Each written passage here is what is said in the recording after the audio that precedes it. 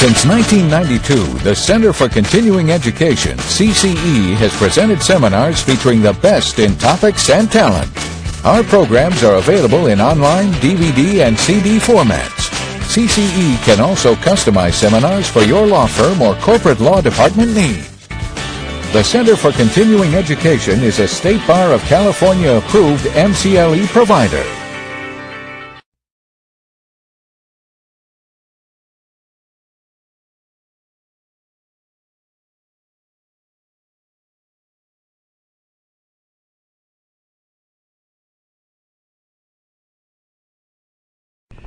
Albert Barsocchini, a regular speaker for the Center for Continuing Education, is a recognized legal expert in e-discovery, international data privacy, and corporate investigations.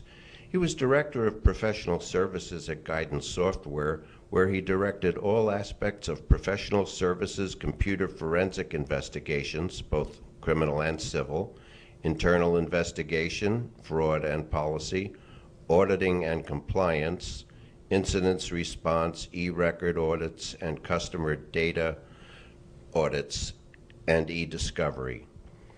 He was Assistant General Counsel at Guidance Software from 2005 through 2011, where he was an expert on all aspects of corporate e-discovery, data privacy, and internal investigations. Albert served as chair of the California State Bar's Law Practice Management and Technology section in 2000. He is a founding member of the California State Bar Cyberspace Law Committee and currently serves as a special master for the State Bar of California in the search and seizure of legally privileged and confidential matters. He received his JD from the McGeorge School in Sacramento, California. Albert may be contacted at barsocchini@gmail.com. Hello, my name is Albert Barsocchini, and I'm corporate counsel. And today, I'm going to talk about internal investigations, a look at proactive and reactive responses using technology and process. Internal investigations is something that becoming more important to us these days in the world of corporate governance. Because of all the SOX investigations, because of HIPAA, because of all these regulatory compliance requirements, having a good investigative team is important. I'm also noticing a trend for this investigative team to be under the General Counsel Office, which makes a lot of sense since a lot of times this requires a lot of legal oversight in order to do it properly. Normally, an internal investigation is launched by a corporation to understand and diagnose problems within the corporation. Frequently used to help a corporation avoid or limit possible criminal or civil liability exposure and correct significant problems. It's fact-driven, and the old adage that sometimes the best defense is a good offense. Having a strong investigation team is critical in order to protect your corporation from negative public relations issues, from generating lawsuits, and from just knowing that you have good ethical standards to abide by at your corporation. There's a lot of risks if you do a flawed investigations, and that's why it's important to understand the principles of a strong, proactive corporate investigations. Allegations of obstructions of justice can occur if not done correctly. Damage to the corporation's reputation, damage to employee morale if not done correctly, in the sense that if a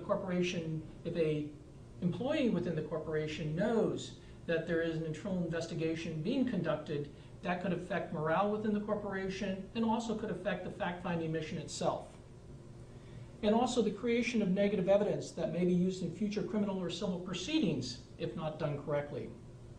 And finally, destruction of evidence. It's so important in the days of digital evidence and also paper evidence that it be conducted in such a way that we can preserve it. As you know, laptops and file servers have information on it that can be easily destroyed, and if that's the case, then you could end up with a situation of spoliation of evidence.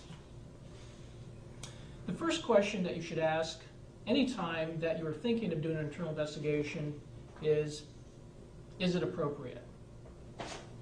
And in this case, there are a host of factors that you need to look at. Whether the company was a victim or the perpetrator of the alleged wrongdoing.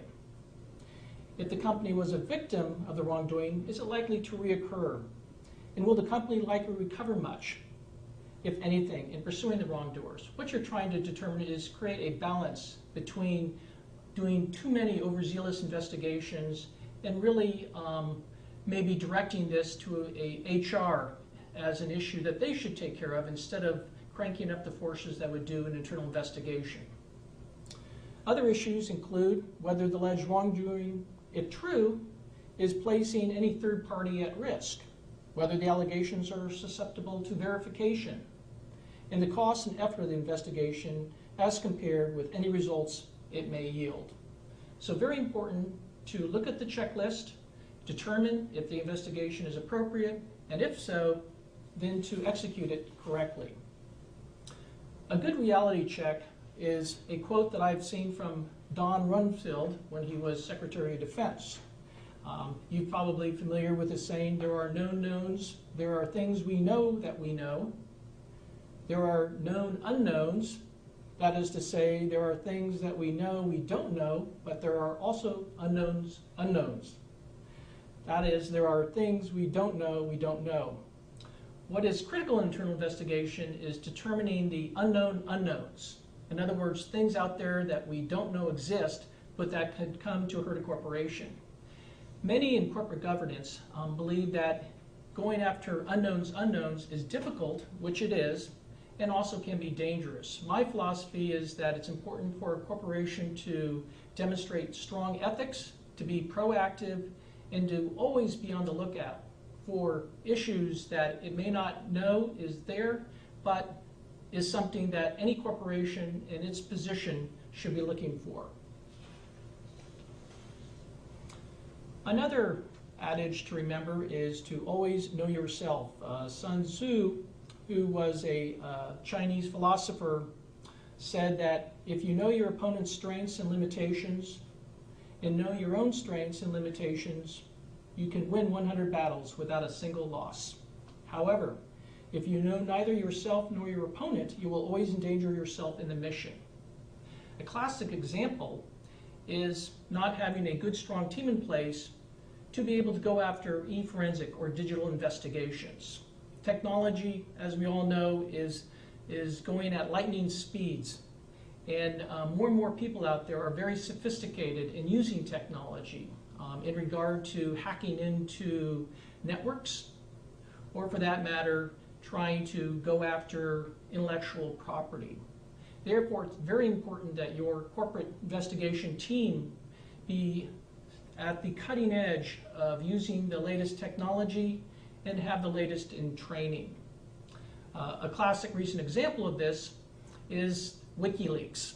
After WikiLeaks had done a number of disclosures of corporate information, a company, which I will not mention, was hired by certain individuals to go hack into WikiLeaks. And this company was well respected for its forensic capabilities and its technology. It was a leader in cybersecurity. They were successful in hacking into WikiLeaks. However, another organization friendly to WikiLeaks called Anonymous decided to go after that company and hack into it. And they were able to do it very easily, very quickly, and basically almost took down the company. That is a classic example where the company that was doing the initial hack should have been on its guard, knowing that they were dealing with people out there that in some respects were smarter than they were. And it's always very difficult to look at these unknowns, but it's something that we should all be aware of. Another issue that you need to be concerned with in regard to corporate investigations is privacy.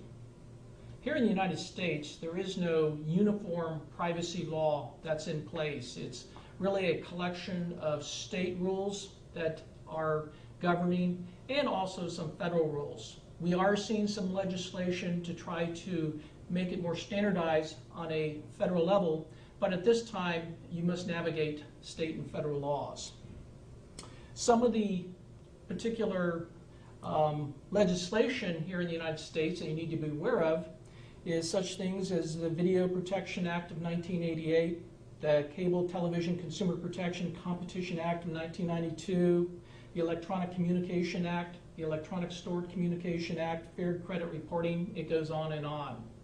Having a good understanding of all these privacy laws is critical when you are doing any sort of internal investigation. Most of the large corporations out there today have a privacy officer that oversees corporate privacy issues and makes sure that they are in compliance with state and federal laws. Also, if you're an international company, you have to be aware of data privacy laws in other countries that are a lot more stringent than here in the United States. For example, in Europe, such countries as Germany and France have some of the strongest privacy laws in the entire world compared to the United States. So if a company in the United States was going to search information from employees in a branch office in Germany, they would have to research and be completely aware of all the privacy rules and regulations in effect in that country. As it could be as simple as going after an address or even a phone number of a particular person within an organization that may be located in Germany that could trigger said adverse consequences and violate laws in those particular regions. So being in contact with the data authorities in those areas and having local counsel to guide you through it is critical when you are going to do an investigation that may reach into other countries. So the EU private data privacy laws is one other area that you need to be aware of. And again, there's other countries that are starting to develop their own privacy laws in Australia, Japan, and also down in South America. The next question is investigate what? So you've decided that there is a major issue that does require some sort of corporate investigation. What do you do?